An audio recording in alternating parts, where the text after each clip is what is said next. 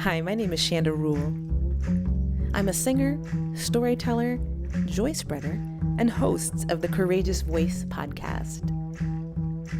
The Courageous Voice podcast gathers and shares stories from artistic folks around the world and their journeys through fear, courageousness, and creativity. Join us and get inspired with me as we chat about learning to befriend and walk with and past our fears to share our voices courageously with the world. Hello and welcome to the Courageous Voice podcast. This is your host, Shanda Rule. I am so happy and grateful for you all, for the listeners who have been joining us for season 2. And today we have with us Astrid Aichinger, who is also called the Mosauerin. Hello, welcome. Hi, Sandra. And I'm laughing because Astrid is in the Innviertel in Austria, and we'll talk about that for those of you that are not from Austria. And I do not say Mosauerin correctly, and Astrid told me that it was all right for my English accent. I'm never gonna get it right. So can you say it? Mosauerin. Mosauerin. Yeah, I can get that. you're almost perfect. Thank you. Thank you. All right. So Astrid is a blogger. She's a chef. She is a communications maven. She's also a singer, a culture creator, and a culture lover. And she is the owner of the Mosauerhof. Did I say it right? Mosauerhof? Yeah. Okay. Good. Thank you. All right. So tell us about this name, Mosauerin, Mosauerhof, the blog. It's something about Mosau, right? Yeah, Mosauer is the name of the place where I live. In Austria, you have farms. They all have their own names. Like at this place, it's Mosauer, and my neighbor is called Moritzhuber. And they all have different names, which differ from our family names. Okay. And the name of the place always stays the same until the place burns down. Then you have to choose another name. Okay, so this is old culture, tradition. Okay. Yeah. Because in the ancient days, the people don't have surnames. They only need to describe where they come from. My grandparents, for instance, were called Mosauer Franz. But originally, his name was Reisecker Franz. But with the Mosauer, the place, and his name, everyone knew who he is. Okay. Okay, Yeah. this is cool. This is cool. And for instance, in my case, this Mousauer, the name, we have an ancestry tree back to the year 1650, where we know who it was living at this place then. Wow. So it's Mosauer. And because I am female, it's Mosauerin. Okay.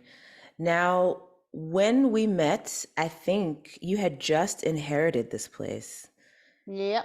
Yeah. So can you tell us about this journey? And I can't remember, were you working in PR before or something? What were you doing before? In automotive industries. Oh my God. But what were you doing though? I was a director for supply chain management. Okay. This is a huge undertaking, right? For you to now shift from this corporate way of being, going to a job, you're inheriting this farm. And can you just talk a little bit about that process, that shift, and that decision to step into something completely different? The decision was relatively easy because it's my grandparents' house here. And my uncle, who was living here and running the farm, died relatively unexpectedly in 2014. And then we, as a family, decided what to do with the building. And it was a process where we decided, and I said, and everyone said, "Oh yeah, you got a farm in the family, you should take the farm." In the first year, I was working in Lower Austria, and in the weekends we came to Upper Austria, and then at the end of 2016, I moved here permanently. And lucky me, there are some programs where you can get financial support. And I stepped into this program, and I was in there for 7 months or 8 months, and then I started the company. And I said, I give myself a try for a year just to try it out. And if not, I can always look for another job. but Okay. it turned out to be good. I did not know that it was the Mosauerin thing. I was actually selling them with the blog and the PR company and my workshops and my markets and my products, which I do on my farm. I mean, every time I check, there's something new, right? I didn't know about the workshop. So Astrid is doing Yeah, everything from wood fire oven cooking yeah, was it macrame workshops and some sort of yeah, like spring hoops? What did I see? yeah, spring hoops. Yeah, I mean, and green cleaning. I saw that too. That looks really Yeah, interesting. yeah, yeah, Yeah, so I don't know how new that is, but I didn't know you were doing workshops. But you did mention that when it was time to decide who was going to take the farm, that your family was just like, okay, it was going to be you, because you were the farmer. So was this something that you were already interested in, that you'd already been yeah. doing? Okay. I was always interested in gardening, and I helped with my mom's garden because did not have a house when I was in Lower Austria, just a flat. And on the weekends when I came home, I was in the garden with the plants. So I was really interested in this thing, Okay. which only came when I grew older. I was not interested there when I was in my 20s. It happens like that. It's funny. Yeah. Yeah. I mean, cooking is one of those things that when I think about getting older, one of the positives is being able to know different tastes and different herbs just from Yeah. time and not having to always consult a recipe, but being able to just create on your own. Like this is such a gift Yeah. of time. All right. So you got started, you decided to take a leap. It made sense for you. You had some financial help from the state. Yeah. What was the first iteration of Mosauerin? Uh, I I feel like you were doing more marketing at the beginning, but there's also something else. There's something with a cultural honoring that you're doing because you're staying true to what's happening in that corner of Yeah. Austria. Yeah, it's really traditional part of Austria here. The people, as you say, are really connected to their traditions. And I want to, on one way, document those traditions, but interpret them in a modern way. And I'm not stuck on the tradition, because if you always look in the past, you never look into the future. So I Okay. think the past is really important to know where you come from, but you need to look into the future and to adopt those traditions. What makes sense, what is okay, or what should be dropped. Hmm. Okay. So was that the first thing that you thought about when you were starting this? Like, okay, it's going to be this culture thing. We're going to put a modern twist on it. This cultural thing was just a part. I started to blog when I got this house, just to let my friends know what's happening in my life.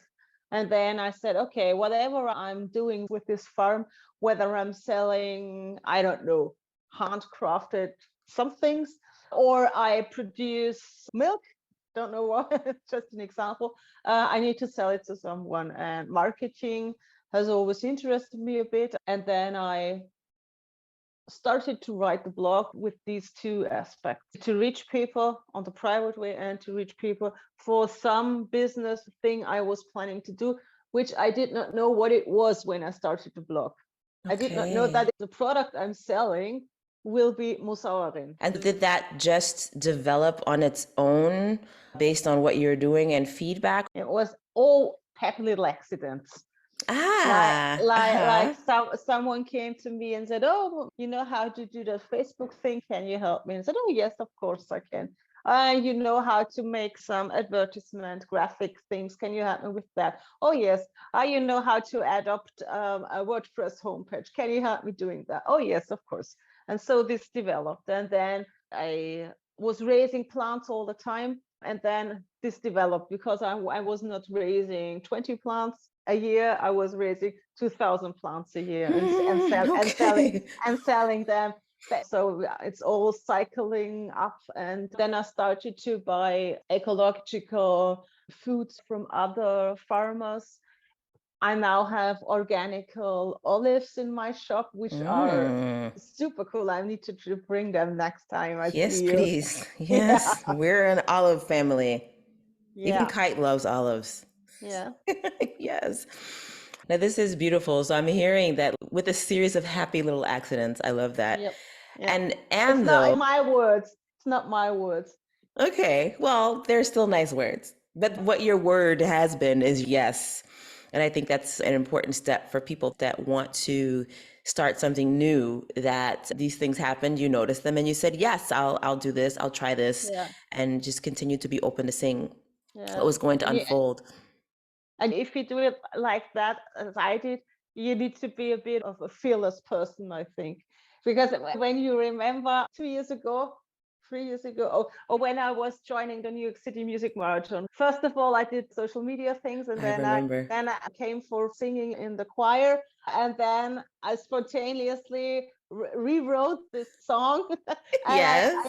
and then having not a single singing lesson in my whole life, standing on stage.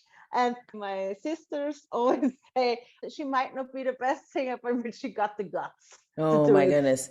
Yeah, I do want to talk about that because that's a lot, I think, of what is prompting your success. But I do want to like just add a little bit to the story because yes, I remember when you started, I remember you would just come and peek. I'm like, oh, will you join us? No, no, no, no, I'm not a singer. Yeah.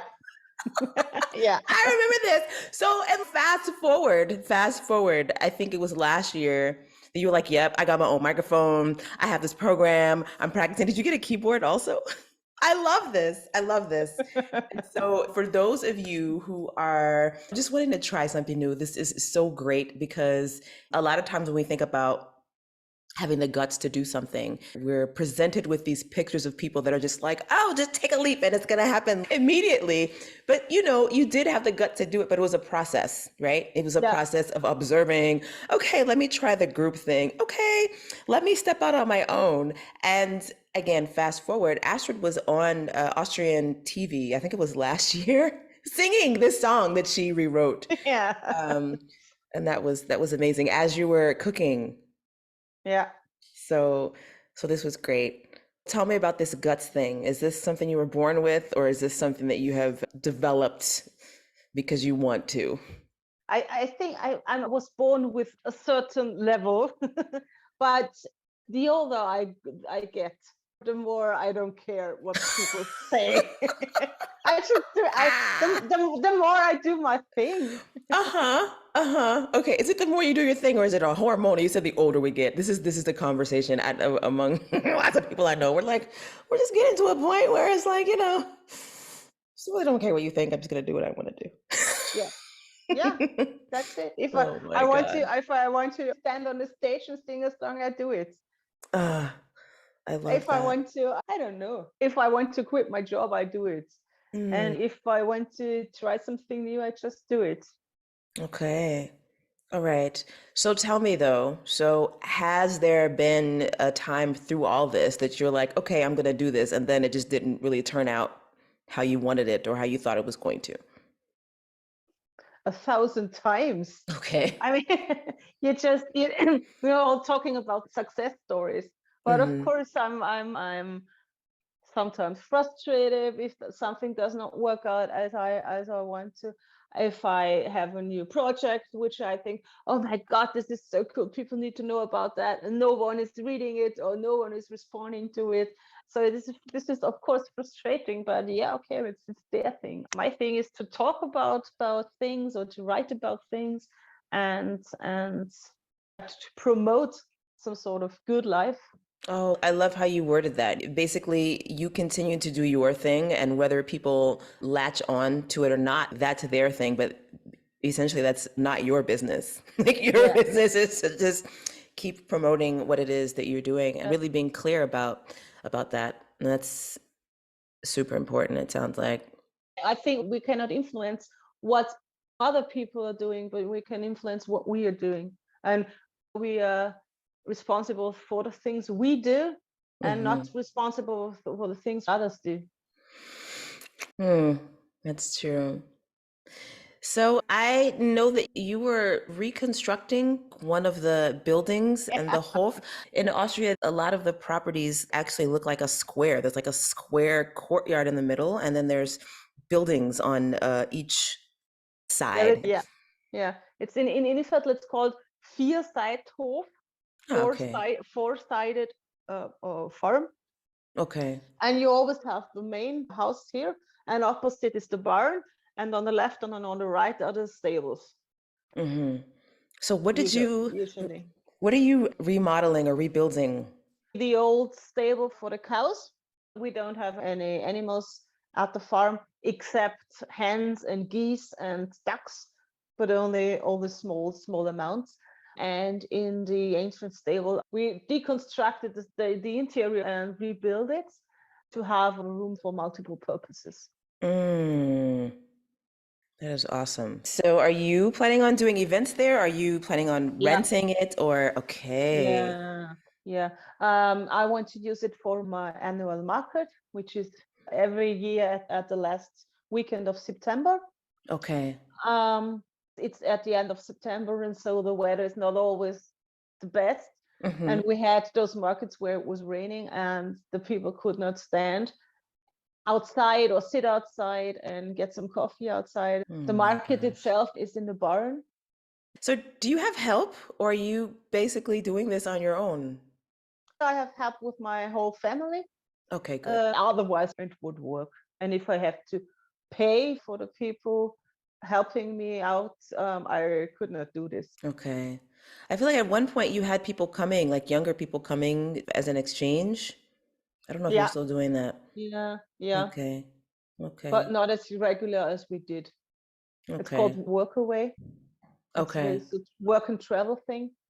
So Yeah. I had people from New Zealand, from England, from Lithuania, from all over the world, Yeah. coming here for 2 or 3 weeks and helping with doing whatever needs to be done.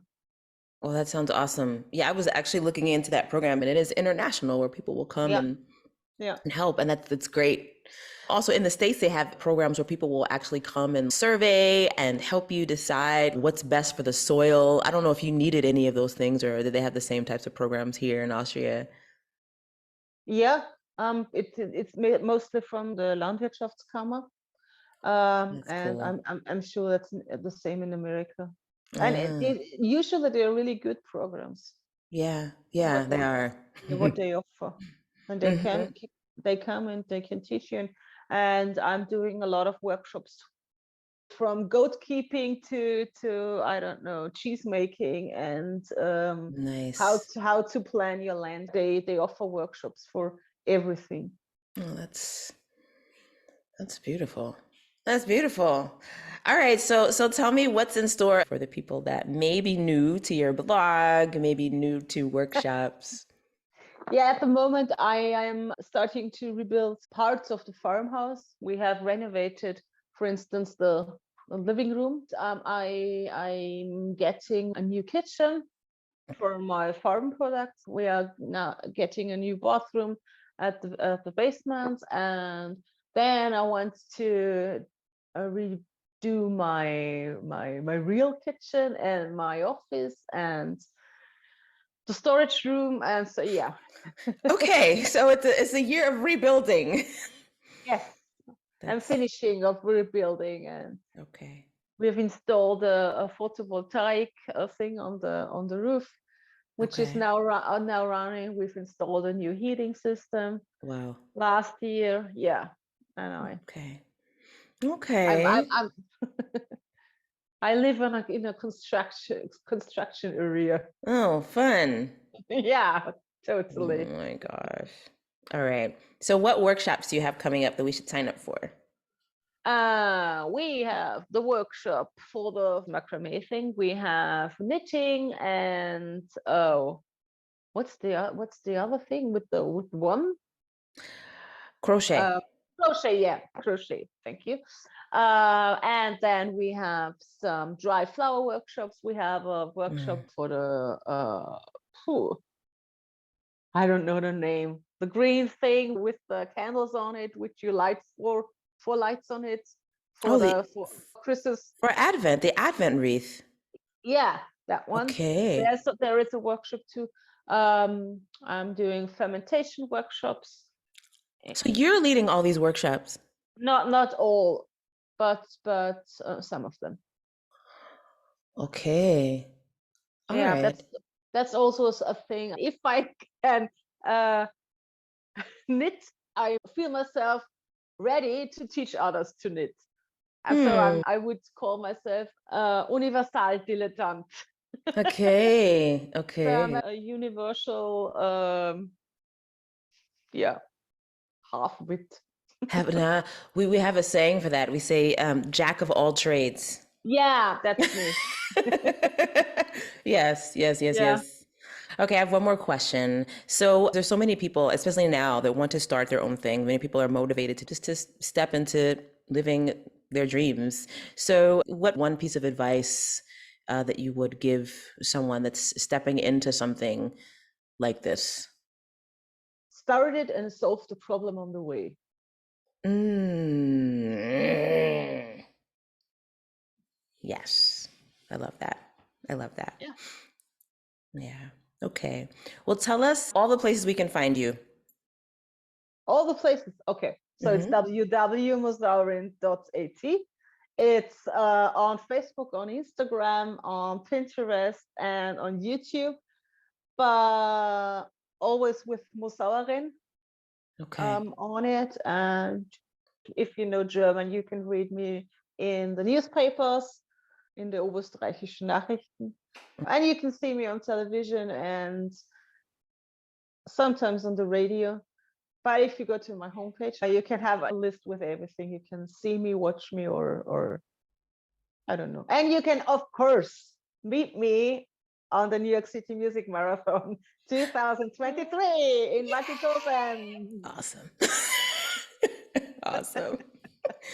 All right. Astrid, thank And you so much. What? Yes, and I'm already training, choosing songs. really? Really? I am impressed about this. Yes. I'm looking forward to it. Yeah, me Yeah. too. Well, thank you for your time. I appreciate Thank you. it. Thank you for the invitation, Shanda. Okay. See you soon. See you soon. Bye bye.